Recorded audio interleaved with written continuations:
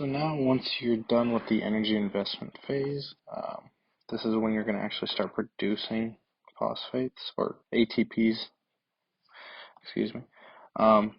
These G3Ps are going to have phosphates added to them on both sides, and then those 4 of these phosphates are going to be taken out, creating 4 ATP.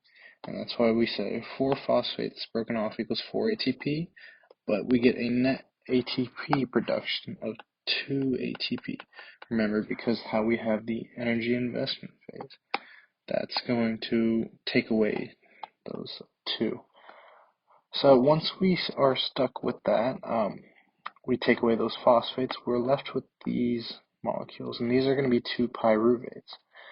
And these pyruvates will be used into either lactate and hydrogen production if aerobic energy systems don't need to be used, or they will go towards the Krebs cycle by breaking off one carbon molecule as CO2 via expiration and bringing those 2 molecules, or just this molecule in general, into the Krebs cycle all the way over here.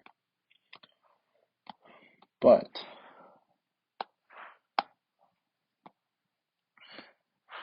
so I'm trying to take us off track, but that's around 1 to 3 minutes of exercise.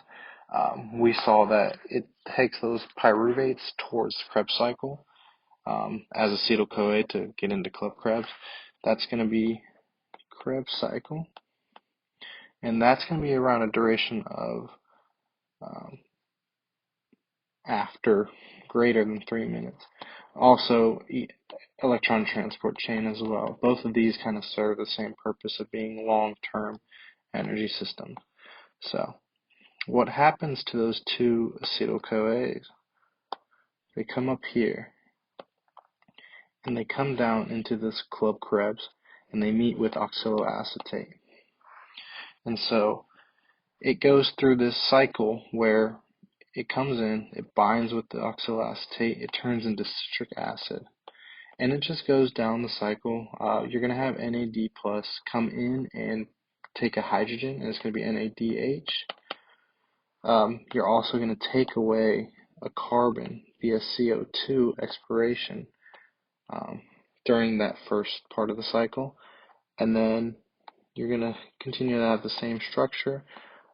What's going to happen is the same thing again. You're going to have NAD plus come out as a NADH, taking a hydrogen with it, leaving another CO2 or carbon out. So that's why you're left with 4 carbons at this point. You continue down, you're going to have GTP come in and produce 1 ATP. And further as we go, it's going to be FAD is going to come in and produce FADH2. So then you're continuing down the cycle. Nothing's really changing. You're just doing another one. You're doing one last NAD plus coming out as NADH. And then those last 4 carbons are going to be called oxaloacetate. But in general, what happens is you have 3 NADH produced and 1 FADH produced, and then you're going to have 1 ATP produced.